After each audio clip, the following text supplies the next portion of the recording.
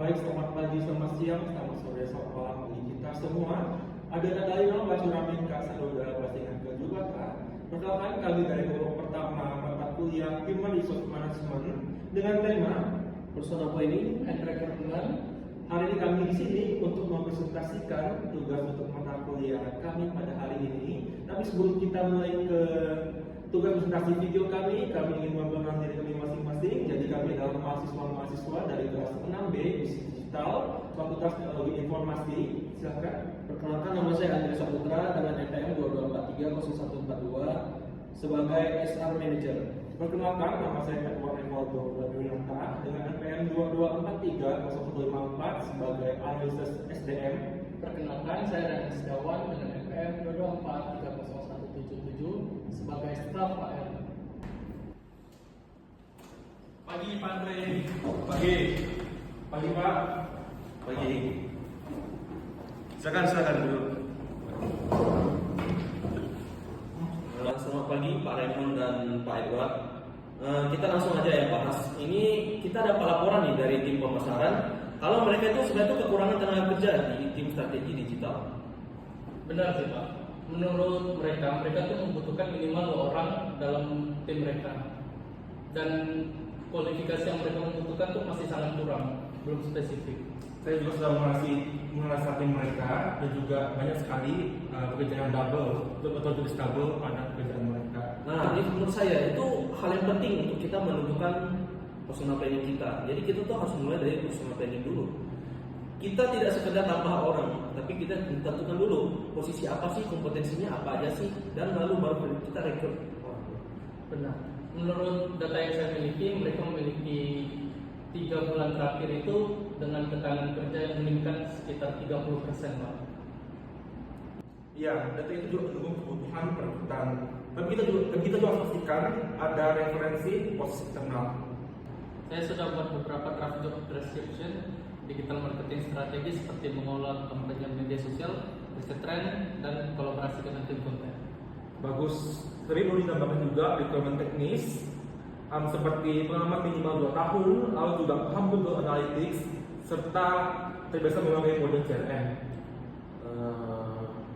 Oke, tapi kita jangan lupa juga soft skillnya juga, harus ada soft skillnya.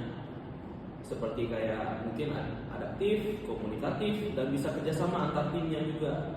Jadi kita tuh ingin orang yang bisa tumbuh bersama budaya PT kita. Baik, Pak. Saya juga akan mencantumkan beberapa indikator keberhasilan seperti peningkatan engagement rate dalam 3 bulan pertama. Saya juga sarankan bahwa kita menggunakan framework STAR untuk mengevaluasi pengalaman kandidat secara objektif.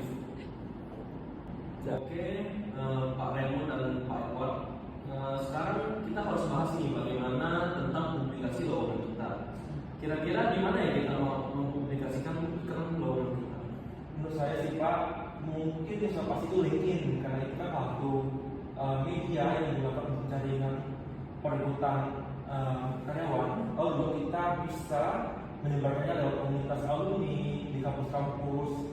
Dan kita juga tahu alumni kampus merupakan mahasiswa yang sudah dilatih oleh kampus untuk masuk ke dunia kerja. Lalu juga kita bisa menyebarkannya lewat komunitas di Telegram. Kalau dari saya, mungkin saya akan menggunakan karyawan dari internal kita untuk memberikan kita referensi tentang orang-orang yang bisa kita gunakan untuk spesifikasi pada posisi yang kita butuhkan.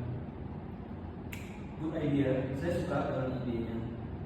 Tapi kita harus membandingkan diversifikasi saluran rekrutmen kita, di mana kita harus pastikan semua pelamar itu terdata secara rapi melalui program ATS.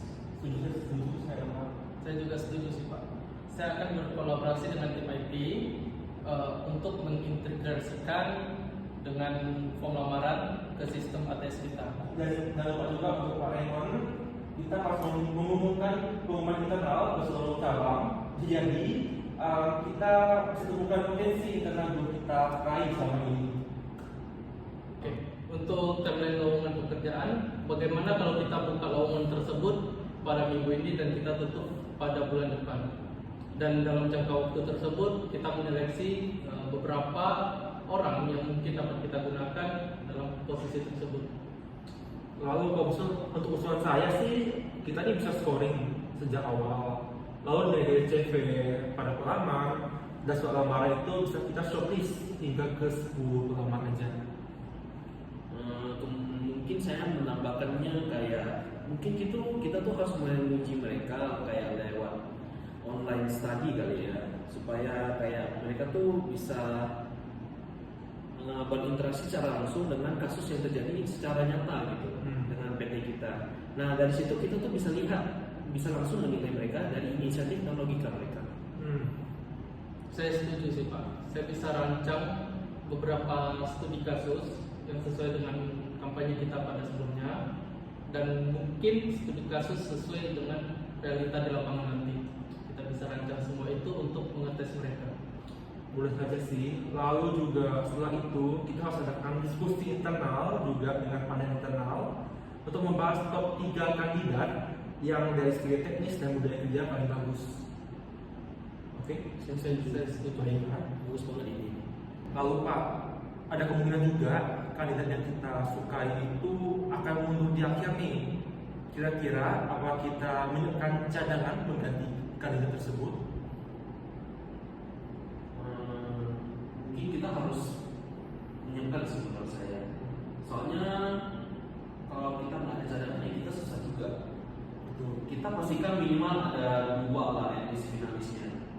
Dan semua tahapannya pastikan harus didokumentasi ya. Soalnya takutnya kalau ada kendala kan kita bisa melihat dari itu. Iya betul. Kalau begitu saya akan membuat laporan seleksi mingguan, sehingga dalam laporan tersebut kita bisa melihat data-data hasil latihan mereka atau data perkembangan mereka dalam waktu yang kita tentukan untuk menyeleksi mereka. Dan dalam data laporan tersebut bisa saja saya berikan grafik pendukung untuk melihat sejauh mana mereka berkembang. Boleh saja seperti itu. Mungkin kita juga seharusnya ya kita bikin daftar fact untuk kandidat-kandidat tersebut agar kedepannya mereka tidak mundur karena hanya kurang informasi gitu. Saya suka sih ide itu lebih bagus juga. Pastikan, yang penting kita harus pastikan ya komunikasinya itu kajian itu berlangsung secara 2 arah. Dan pastinya sih harus transparan. Iya, transparan. Setuju sih, Pak. Saya akan suka dengan pendekatan kali ini kita benar-benar tidak buru-buru dan jelas dan serta sistematis banget kalau menurut saya.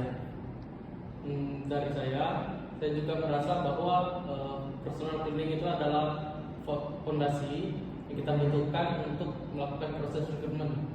Tanpa hal tersebut bisa saja rekrutmen menjadi hal yang salah kalau kita tidak menggunakan itu. Betul. Menurut saya kalian belajarnya sangat cepat.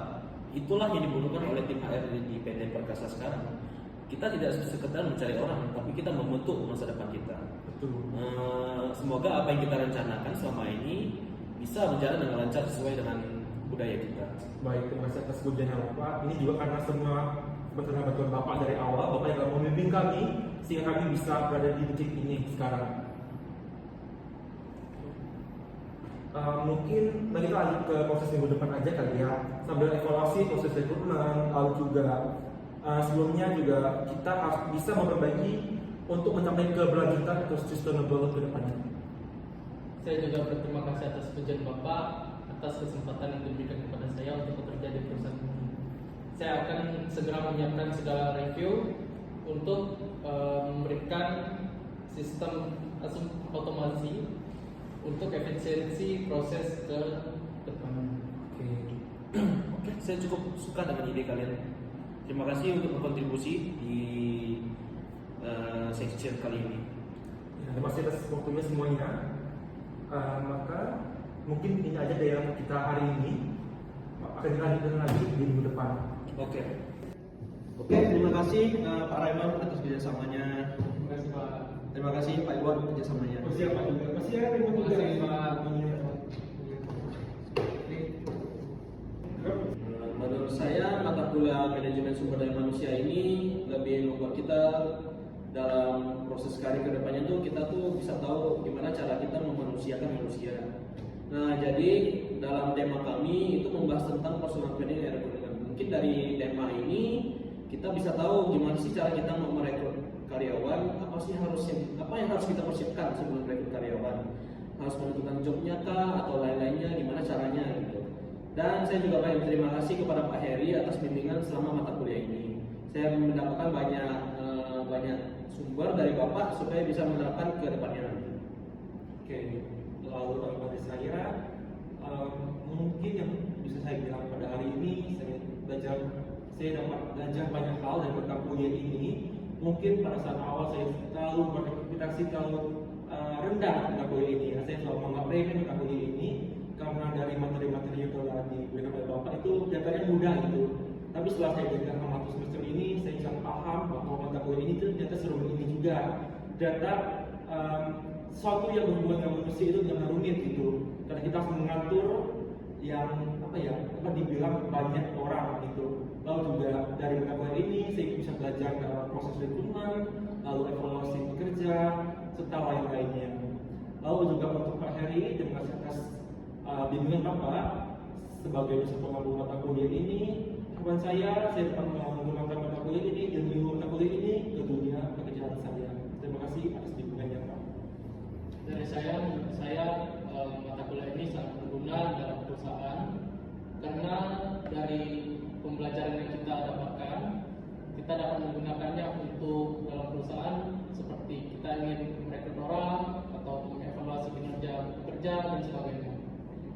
Dan banyak hal yang bisa dipelajari dari pelajaran ini sih. Dari saya ucapkan terima kasih kepada Pak Heri sebagai dosen pengampu. Oke, ajaran dari kelompok kami pada hari ini. Semoga kalian suka dengan video kami. Jangan lupa untuk klik like pada video kami dan juga share video kami ke teman-teman lainnya. Terima kasih semuanya.